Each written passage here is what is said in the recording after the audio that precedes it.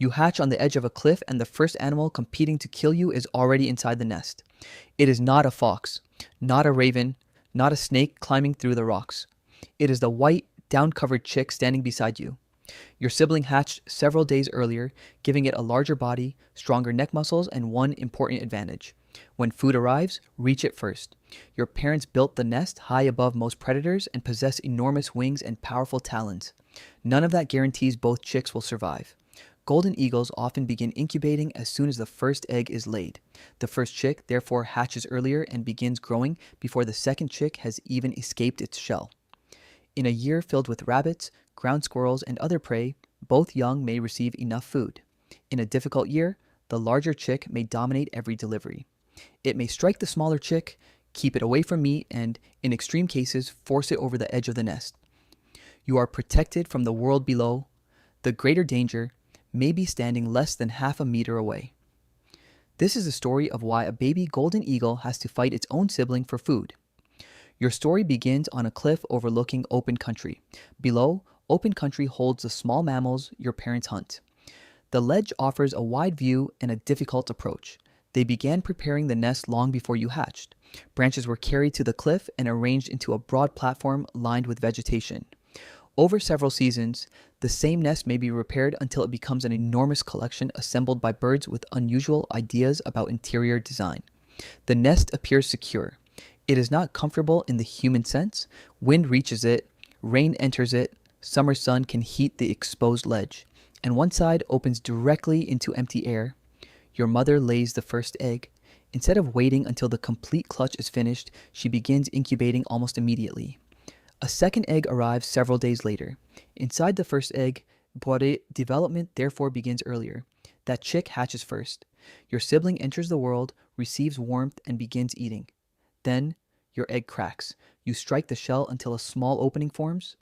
Hours later, your head appears. Cold air reaches your wet down, and your body falls onto the nest lining. Your mother lowers herself over you. Warm feathers create shelter. For a moment, everything disappears beneath her body. Then, hunger begins. A parent arrives carrying prey. During your earliest days, the male often performs much of the hunting while the female remains near the nest, brooding and protecting the chicks. He may return with a rabbit, ground squirrel, hare, bird, or another animal captured from the surrounding landscape. Your mother tears off a small piece.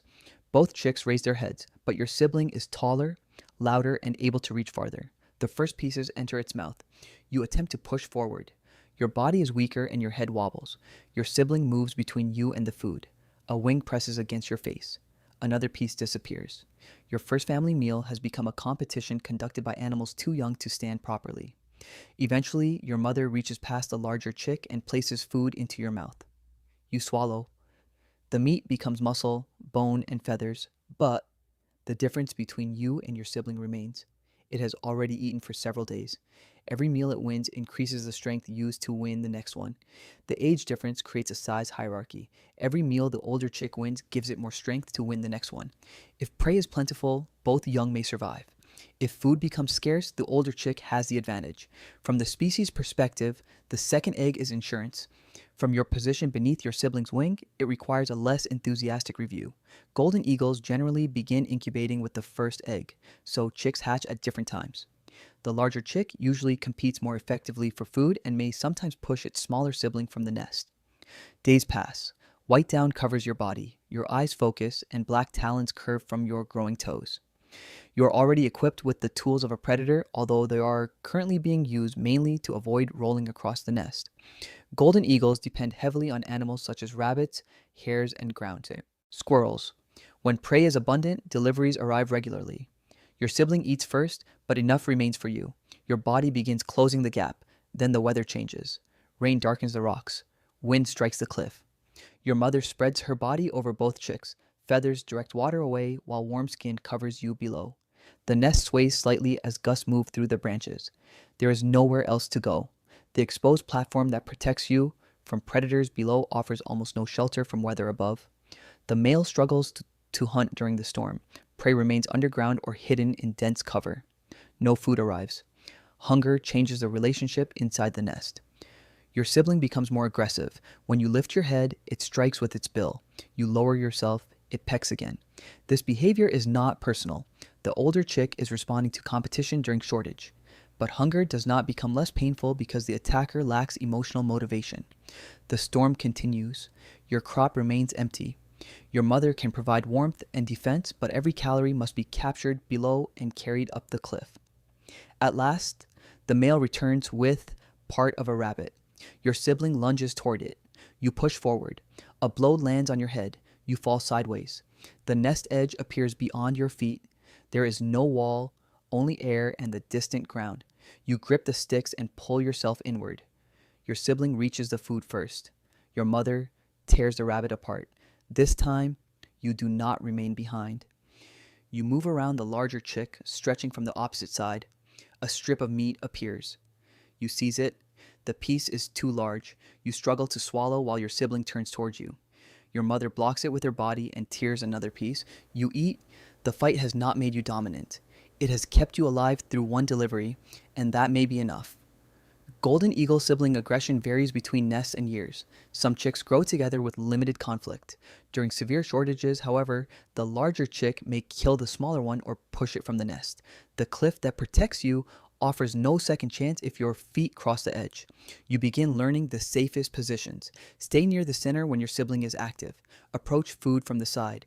Raise your head when the larger chick is already swallowing. Use your mother's body as a barrier when possible. This is not a strategy explained in words. It is behavior shaped by pain, hunger, and repeated attempts. Then, prey becomes easier to find. The weather clears. Ground squirrels leave their burrows. The male returns more often. Your mother begins joining some hunts as the chicks grow large enough to spend longer periods uncovered. Food enters the nest faster. A rabbit provides enough meat for both chicks. Aggression decreases. Hunger has not created permanent hatred. It created pressure. When the pressure lifts, your sibling becomes less dangerous. You continue growing. Dark feathers push through the white down. Your wings lengthen. The nest that once appeared enormous becomes crowded by two developing eagles. When both of you stretch, feathers overlap. Your feet are now large enough to grip prey. Your hooked bill can tear pieces without receiving every bite directly from a parent. The adults begin leaving entire carcasses in the nest. You practice feeding yourself. At first, your feet fail to hold the food in place. The rabbit turns while you pull. A strip of fur enters your mouth. The meal appears determined to remain assembled. You adjust one foot, press harder, and tear again. This time, meat separates. Predation begins as a technical problem involving grip. As your need for food increases, both parents spend more time hunting. You and your sibling are left alone for longer periods, exposed to weather and any raven bold enough to investigate the nest. The conflict inside the nest becomes less intense because your sizes are now more similar. The older chick remains dominant, but you are no longer a newly hatched animal that can be moved with one strike. You stand taller, you strike back when necessary. The nest has produced two young predators instead of one predator and one potential victim. Around 50 days after hatching, your body begins approaching the stage when flight is possible. Possible does not mean sensible. You flap your wings inside the nest. Air pushes against the feathers. Your body becomes lighter, then your feet return to the sticks. You try again. Wing muscles strengthen through repeated exercise. Your sibling does the same, creating a crowded training area beside a drop that would concern any reasonable safety inspector. Strong winds rise along the cliff face. They create lift. You jump slightly and hover above the nest for a second. The sensation is new. Until now, height has been a danger beneath you. Soon, it must become the place where you live. Golden eagle chicks are fed for roughly 50 days before beginning their first flight attempts. During the earliest nesting period, the female broods the chicks while the male provides much of the food. Your parents begin reducing the convenience of food deliveries. They may leave prey farther from the center or call from nearby perches. Hunger once forced you to challenge your sibling. Now, it encourages you to leave the nest. Your older sibling reaches the edge first. It spreads its wings. A gust lifts the feathers. Then, it launches. The body drops sharply. Wings beat. For one terrible moment, the first chick appears to be falling. Then, air catches beneath it. Your sibling turns toward a lower ledge and lands. The nest is suddenly larger. You remain alone. Your parents call from the rocks. You walk toward the edge. The valley extends below you. Everything below appears impossibly small. Your talons grip the last branch. You spread your wings. Nothing guarantees that instinct will produce a graceful first flight. The only way to discover whether you can fly is to leave the place where walking still works. You jump. Air rushes past your body. The cliff rises behind you as you fall. Your wings move. The first beat changes almost nothing. The second slows the descent. Then, rising air reaches the broad feathers. Your body lifts. You turn badly, correct too late, and land on a slope with more speed than dignity. But you are no longer in the nest. Your parents continue feeding you after fledging. For weeks, you remain near the territory, strengthening your wings and learning to use warm rising air to gain height without constant flapping. Sometimes the air lifts you. Sometimes you achieve very little, a problem familiar to young birds and human organizations. Hunting presents the next challenge. A ground squirrel moves below. You fold your wings and descend. The animal sees your shadow and reaches its burrow before you arrive. You pull upward. Another attempt ends with your talons closing around grass. Possessing an eagle's body is not the same as knowing how to use it. Your parents continue providing food while failure becomes education. You learn to use sunlight and terrain to hide your descent, and that prey can turn faster than a large bird moving at speed. Eventually, a young rabbit breaks from cover. You dive, your feet extend, talons close around its body. The impact travels through your legs, your wings open to maintain balance. For the first time, you carry food that no parent delivered and no sibling can take from you. As autumn approaches, you begin moving away from the nest. Young golden eagles in northern regions may travel long distances during their first migration. Your sibling may leave at a different time or follow another route. The chick that once stood between you and every meal becomes another eagle disappearing across the sky. Fledged golden eagles may remain near the nest for several weeks before beginning their first autumn migration. They'll often travel during the middle of the day when rising air supports soaring flight. So, why did you have to fight your own sibling for food? You fought because your parents began incubating before the second egg was laid. The age difference produced a size difference. The size difference gave the first chick an advantage whenever food arrived. When prey was abundant, both of you could grow. When hunting failed, competition became severe. Your parents could protect the nest from many outside threats, but they could not remove the basic calculation happening inside it. 2 chicks required more food than 1.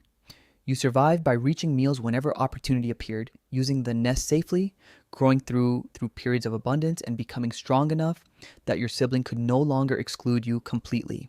Yes, it is difficult to be born as a golden eagle.